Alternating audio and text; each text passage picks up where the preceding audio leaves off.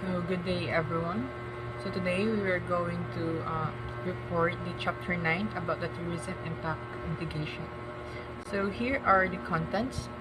The first one is the definition of mitigation. Next is the minimizing carbon footprint, air pollution mitigation, wastewater saving technologies, solid waste reduction, sustainable building design, mitigation measures to reduce impacts on aesthetics, visual quality, and light glare, and lastly, the mitigation measures to reduce noise. First is the definition of mitigation. Mitigation is defined by USAID 2008 as actions taken to reduce the negative effects of proposed activity on the environment.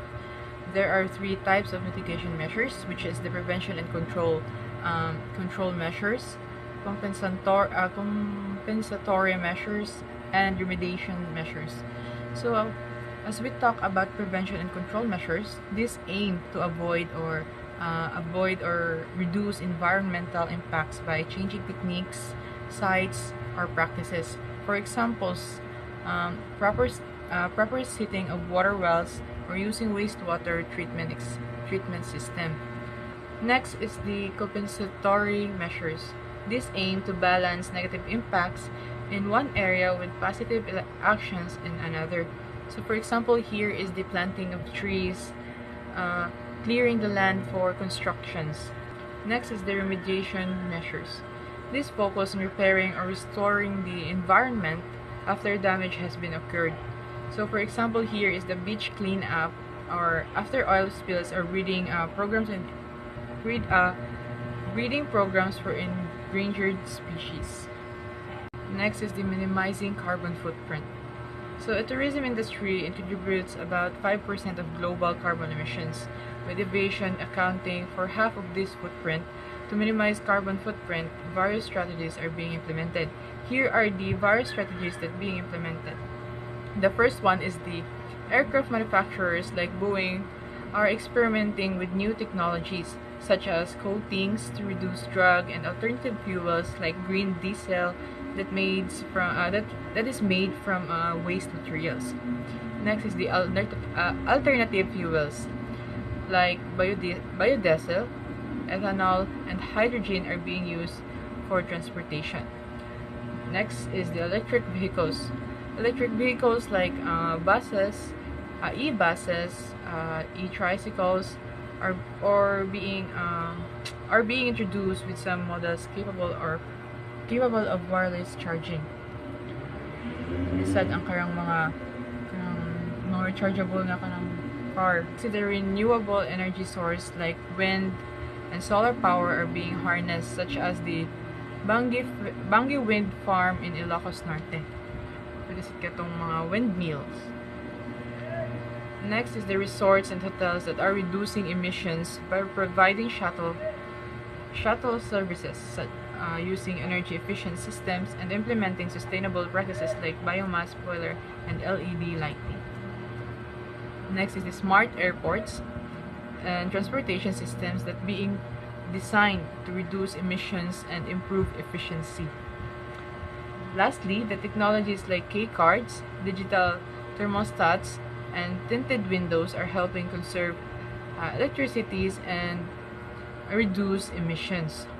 So for the minimizing carbon footprint, tourism, especially air traveler, produce a lot of carbon emissions. So to lower these impacts, companies are using new technologies like lightweight materials for planes, fuels that made from waste, and promoting cleaner transport options like electric buses and tricycles. Next is the air pollution mitigation. So when a place succeeds as a tourist destination, it is inevitable that there will be an increased vehicular traffic. Vehicles emit air pollution with pollutants. Sorry. So there are two ways to mitigate this problem. The first one is to set as far back facilities away from the road. Next is to plant trees, which will serve as a buffer, between the tourism facilities and the road. The trees will not block away will not block away air pollution but noise. When we say air pollution, these are the tourist areas that became more popular. This also will decreases the traffic, causing more air pollution. So to reduce this, tourism facilities can be built farther away from roads, and trees can be planted as a buffer so that the trees can block the noise from traffic, even if they don't fully stop the air pollution. Here are some examples of the air pollution.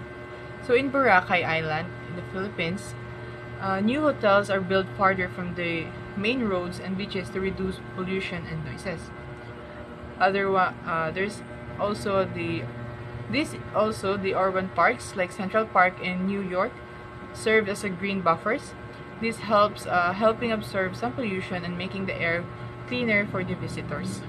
The next one is the wastewater saving technologies. So tourism uses a lot of water, especially in places like hotels and golf courses. So to save water, businesses are using smart technologies like water-free urinals, low flush toilets, rainwater collection, and recycling plants. These technologies help to reduce water use and protect water resources for the future. So the example here is the luxury hotels like the Marina Bay Sands in Singapore. They uses a low flow showers and dual flush toilets to reduce the water usage. Also the resorts often have rainwater catchment system to collect rainwater for irrigation or cleaning. Also for the SM malls in the Philippines, they use a water-free urinals to save water. I'm Dalian Holpa from THSM2B, and my topic is tourism mitigation. So this is my assigned topic entitled solid waste reduction. So according to the UNEP 2003, accommodation establishments generate these types of solid waste: newspapers and magazines, cleansing agent and laundry services, flowers in guest rooms, public areas, plastic shampoo and cosmetic soap bottles, old towels, etc.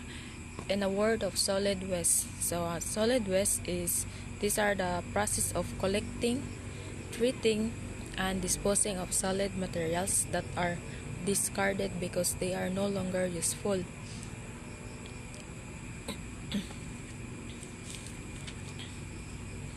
So these are the first step to prevent solid waste reduction. So the first step in waste prevention is to prevent its production in the first place. Waste prevention could be in the form of sorting, recycling of glass, aluminum, paper, and plastic from guest rooms, providing bulk dispensers for soap, shampoo, and lotion, returning laundered clothes to guests in reusable cloth bags or baskets, offering rarely used items such as sewing kits by request boxes, and leave replacements for guests to use in employee restrooms or donated to charity.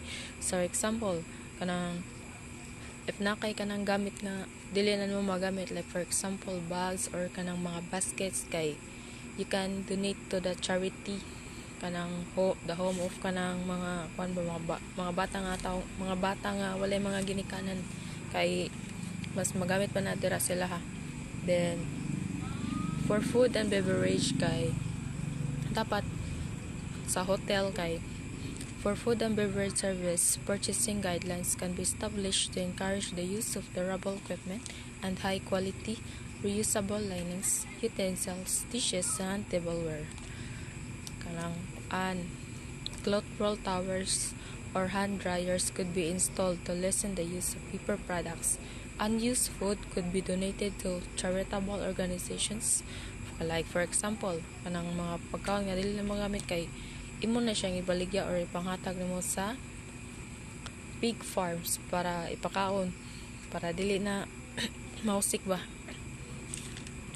To recycle.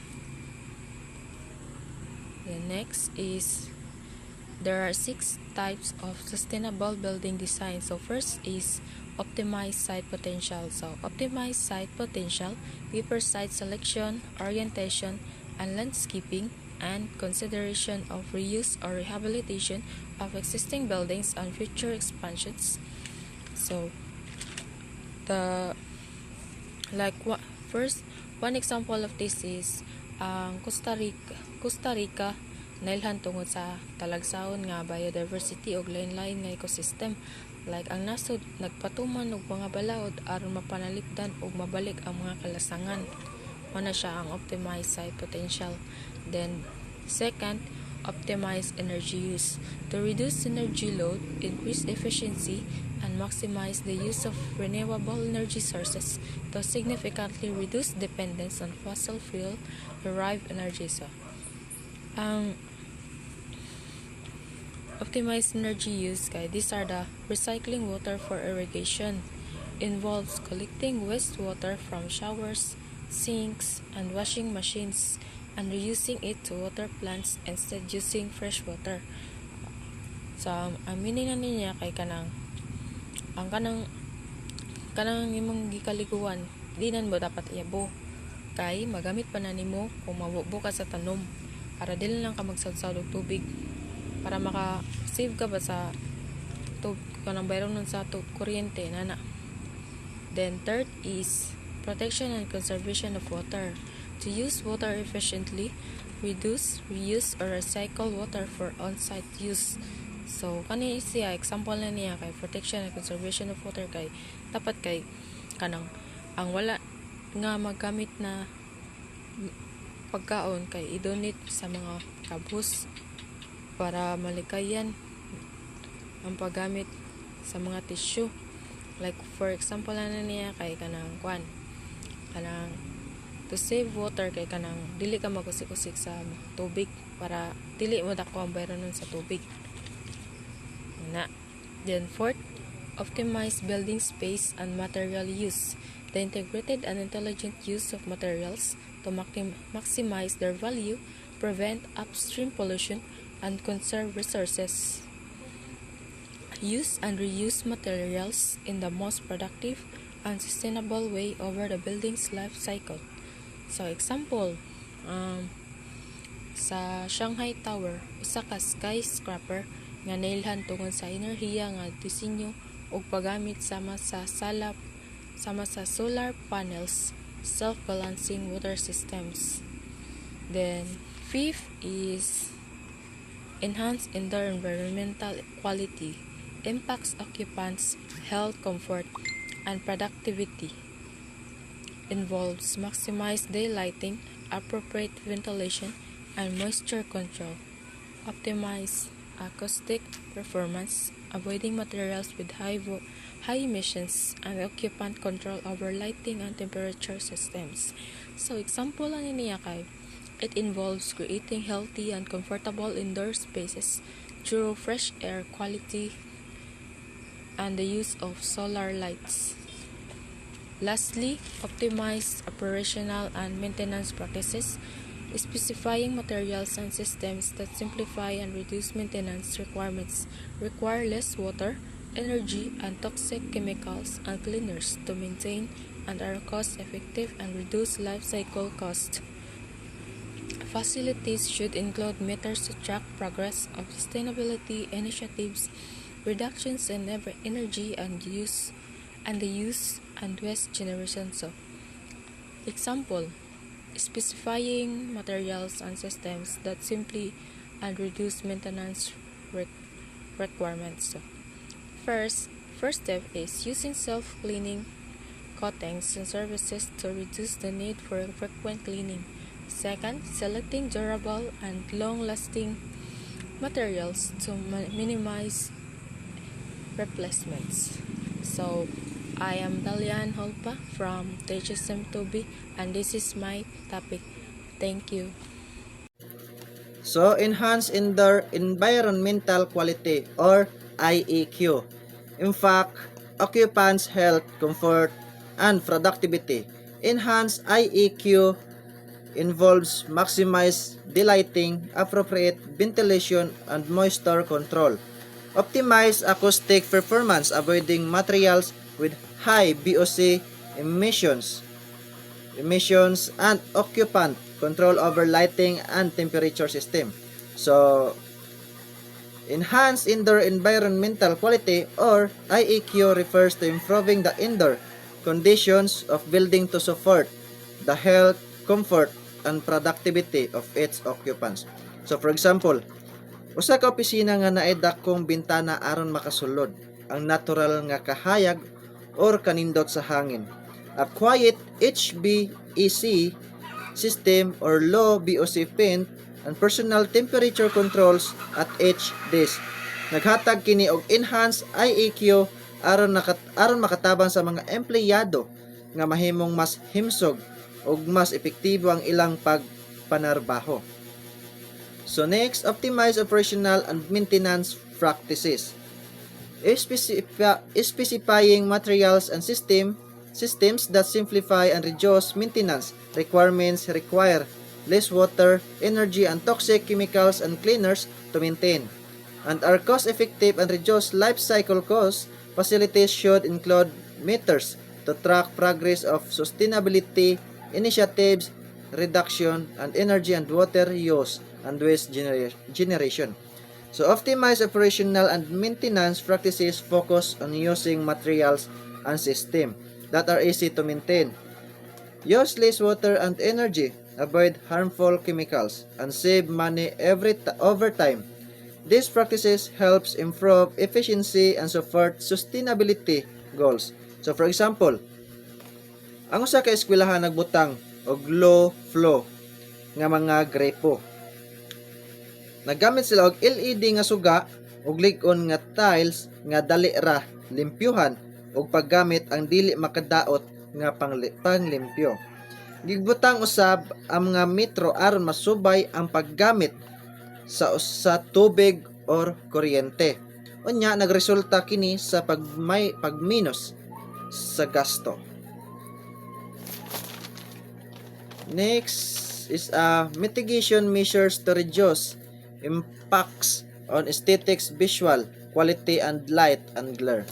So according to UCSF 2008, another unwanted consequence of tourism development is glare. Sometimes the situation gets too bad to the point that by the light coming cultures, excessive lights is unhealthy for both humans and animals alike because the effects or body clock and natural processes such as sleeping. New sea turtle hatchlings have been known to be diverted away from the sea by light coming from buildings or roads. So, mitigation measures to reduce impacts on aesthetics, visuals, quality, and light and glare focus on minimizing excessive artificial lighting and preserving natural beauty. This helps protect both human health and wildlife by reducing disruption to natural rhythms and habitats. So for example, a beachfront resort uses downward facing. Hinera ang kahayag og gibutangan og timer aron malikayan ang glare og dili makasamok sa mga bag-ong panganak nga pagong. While nagpreserbar gihapon ang natural nga tan-awon sa gabi para sa mga turista or bisita. Next, last is mitigation measures to reduce noise. According to the World Health Organization or WHO, ambient sound levels should not exceed 30 dBA for sound sleep.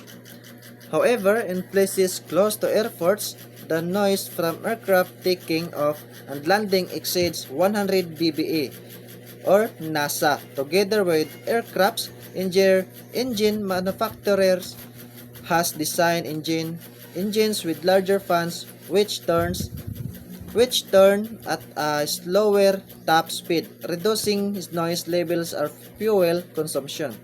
Researchers also found that knotting chevrons around the jet nozzle's rim enable more through maximizing of air with the cooler ambient air, which also reduces engine noise. Manuel 2005. So mitigation measures to reduce noise focus on lowering sound levels to protect human health and well-being. This includes designing quieter engines, using sound barriers, and setting noise limits, especially in areas near airports or busy roads.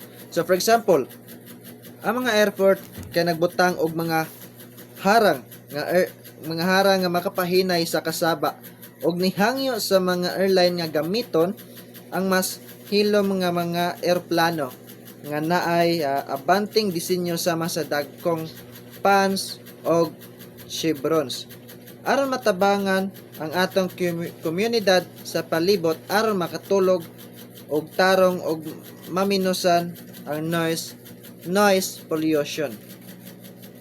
Thank you.